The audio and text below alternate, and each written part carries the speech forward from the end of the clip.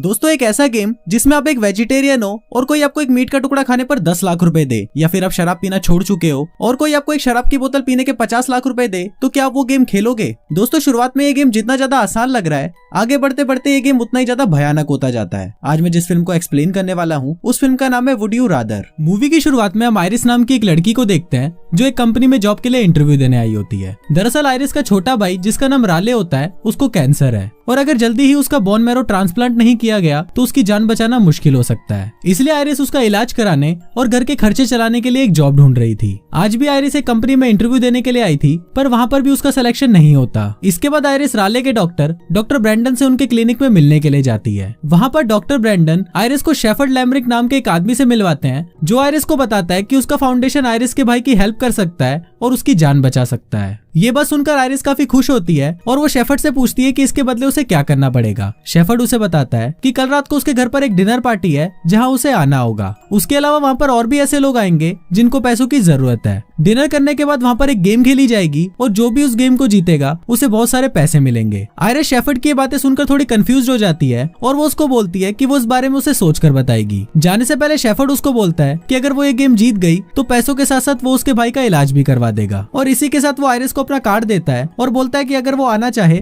तो कल रात को इस एड्रेस पर पहुंच जाए। अब आयरिस उस पार्टी में जाना नहीं चाहती थी, इसलिए घर आकर वो उस कार्ड को डस्टबिन में फेंक देती है। वहाँ पर उसका भाई राले भी बैठा होता है जिसे ये देखकर बहुत दुख होता है कि उसकी बहन उसका इलाज कराने के लिए इतनी परेशानियां उठा रही है। उसी रात आयरिस को उन कंपनीज के कॉल आते हैं जहाँ पर वो इंटरव्यू देकर आई थी और उन कॉल से आयरिस को ये पता चलता है कि उनमें से किसी भी कंपनी में उसका सिलेक्शन नहीं हुआ। अब आयरिस के पास और कोई ऑप्शन नहीं था, इसलिए वो डस्टबिन से उस कार्ड को उठाती है और शेफर्ड की पार्टी में जाने के लिए तैयार हो जाती है और उसे हाँ बोल देती है। फिर अगली रात आयरिस को पिक करने के लिए कार आती है जो उसे शेफर्ड की डिनर पार्टी में लेके जाती है। वहाँ पहुंचकर आयरिस 7 और कंटेस्टेंट से मिलती है जो उसी की तरह वहाँ पर गेम खेलने के लिए आए हुए थे। थोड़ी देर बाद वहाँ पर बेवांस नाम का एक आदमी आता है जो शेफर्ड का सिक्योरिटी इंचार्ज होता है। फिर वो सभी कंटेस्टेंट्स को बोलता है कि गेम्स के रूल के हिसाब से उन सभी को अपनी कीज और मोबाइल फोन यहीं छोड़ने पड़ेंगे। इसके बाद वो उन सभी को डिनर टेबल पर लेके जाता है और कुछ देर बाद वहाँ पर शेफर्ड अपने बेटे जूलियन के साथ आता है और सभी कंटेस्टेंट्स को उससे इंट्रोड्यूस करवाता है। इसके बाद सभी डिनर करना शुरू करते हैं पर वहाँ पर आयरिस शेफर्ड को बोलती है कि मैं वेजिटेरियन हूँ और मैं मांस नहीं खा सकती।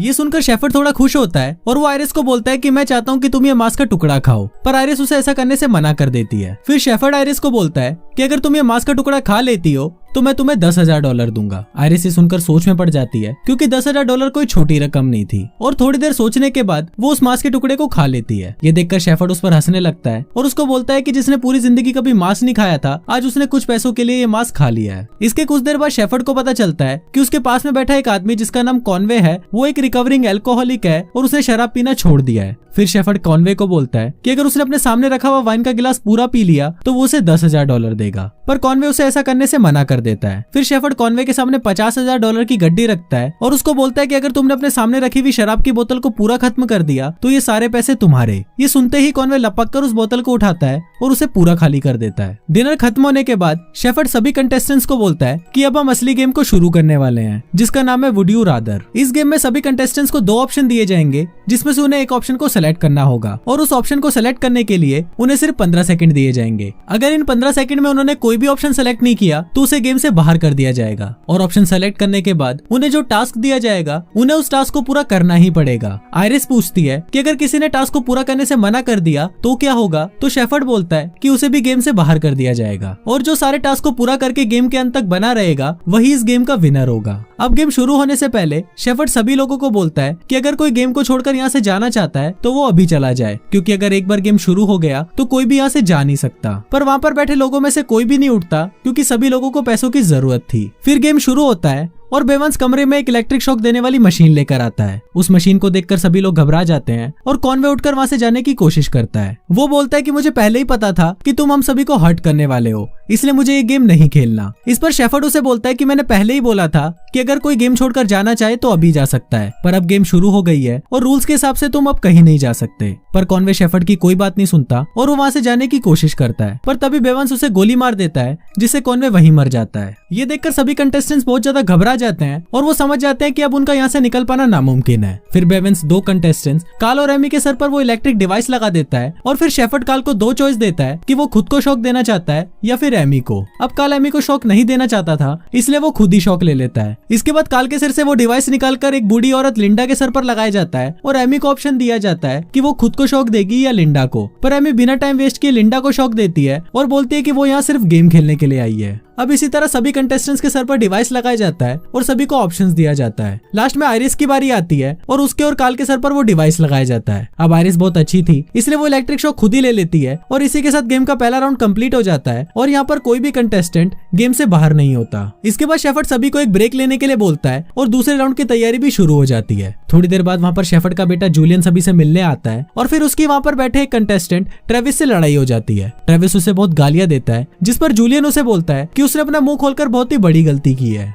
थोड़ी देर बाद गेम का सेकंड राउंड शुरू होता है और शेफर्ड सभी को बताता है कि इस बार उन्हें अपना ऑप्शन चूज करने के लिए 30 सेकंड दिए जाएंगे। सबसे पहले आयरिस की बारी आती है और उसे दो ऑप्शन दिए जाते हैं कि या तो वो ट्रेविस की थाई पर आइस पिक से स्टैप करेगी या वो उसकी पीठ पर चाबुक से 3 बार मारेगी। फिर ट्रेविस आयरिस को बोलता है कि अगर वो उसकी थाई पर मारेगी तो वो मर भी सकता है, इसलिए वो आयरिस को उसे चाबुक से मारने के लिए बोलता है और आयरिस ना चाहते हुए भी ट्रेविस की पीठ पर जोर से मारती है, जिससे उसकी पीठ पूरी तरह छिल जाती है। इसके बाद लुकस नाम के कंटेस्टेंट की बारी आती है और उसे ऑप्शन दिया जाता है कि या तो वो आयरिस की थाई पर स्टैप करेगा या फिर वो ट्रेविस की पीठ पर 3 बार चाबुक से मारेगा। अब ट्रेविस एक बहुत ही अच्छा आदमी होता है, इसलिए वो लुकस को बोलता है कि वो फिर से 3 बार चाबुक खाने के लिए तैयार है और इसी के साथ वो 3 बार और चाबुक से मार खा लेता है। अब अगली बारी ट्रेविस की होती है और उसे ऑप्शन दिए जाते हैं कि या तो वो लुकस की थाई पर स्टैप करेगा या वो बेवांस के हाथ से फिर से 3 बार चाबुक खाएगा। दोस्तों यहाँ पर हमें साफ पता चल जाता है कि थोड़ी देर पहले ट्रेविस की जूलियन से जो लड़ाई हुई थी उसका बदला जूलियन ट्रेविस से ले रहा है। अब ट्रेविस किसी को भी स्टैप नहीं करना चाहता था,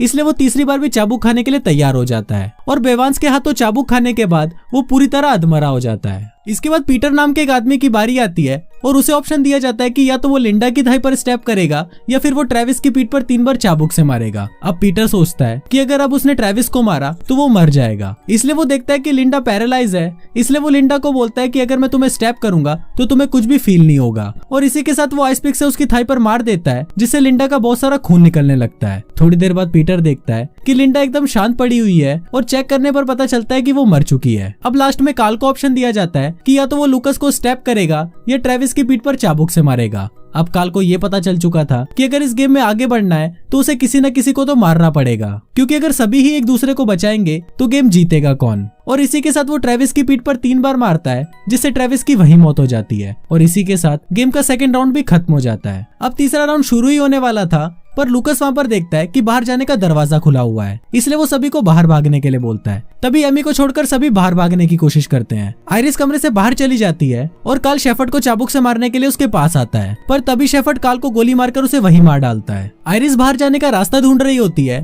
पर तभी वहाँ पर जूलियन आ जाता है और वो आयरिस के साथ जबरदस्ती करने की कोशिश करता है, पर आयरिस उससे बचने के लिए एक नुकीली चीज उठाती है और उसे जूलियन के पैर पर मारकर उसे घायल कर देती है। तभी वहाँ पर डॉक्टर वार्डन आ जाते हैं और वो आयरिस को बोलते हैं कि वो उसकी मदद करने के लिए यहाँ पर आए हैं, पर तभी बेवांस वहाँ पर आ जाता है और वो डॉक्टर वार्डन को गोली से मारकर मार डालता है और आयरिस को उठाकर वापस गेम रूम में ले जाता है। अब गेम का तीसरा राउंड शुरू होता है और इस राउंड को खेलने के लिए सिर्फ 4 लोग ही बचे हुए थे। फिर शेफर्ड का एक गार्ड कमरे में एक बैरल लेकर आता है और सभी कंटेस्टेंट्स के सामने एक एक एनवेलप रखा जाता है। कंटेस्टेंट्स को 2 ऑप्शन दिए जाते हैं कि या तो एनवेलप पर लिखे हुए टास्क को कंप्लीट करना या बैरल के अंदर भरे हुए पानी में 2 मिनट तक सांस रोक कर रखना। अब पहला चांस पीटर को मिलता है तो वो एनवेलप खोलना चूज करता है। उसमें लिखा होता है कि उसे अपने हाथ में एक पटाखा फोड़ना पड़ेगा, पर पटाखे की जगह उसे एक बड़ा बॉम्ब दिया जाता है, जिसके फटने से उसे हार्ट अटैक आ जाता है और उसकी वही मौत हो जाती है। फिर अगली बारी लुकस की होती है और वो भी एनवेलप ही चूज करता है, जिसमें लिखा होता है कि उसे अपनी एक आंख को ब्लेड से काटना होगा। अब लुकस के पास और कोई भी ऑप्शन नहीं होता, इसलिए वो ना चाहते हुए भी ये काम कर देता है। इसके बाद आयरिस की बारी होती है और वो डिसाइड करती है कि वो बैरल के अंदर 2 मिनट तक अपनी सांस रोक कर रखेगी और वो ये काम पूरा भी कर लेती है। अब आखिरी चांस एमी का होता है और वो एनवेलप चूज करती है, जिसमें लिखा होता है कि उसे 4 मिनट तक पानी में अपनी सांस को रोकना पड़ेगा,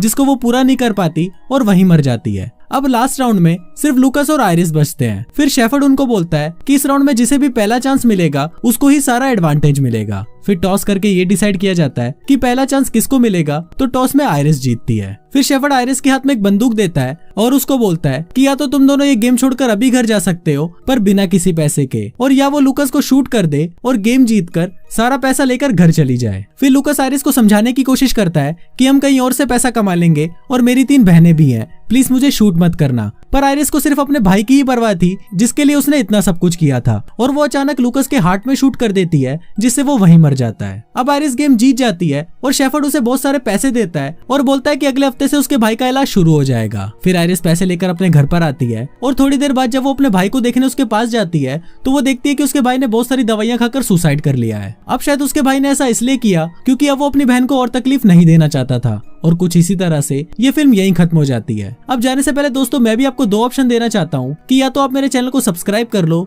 या आप मेरे चैनल को सब्सक्राइब कर लो। अब डिसीजन आपके हाथ में है। मैं मिलता हूँ आपसे अगले वीडियो में, तब तक के लिए बाय।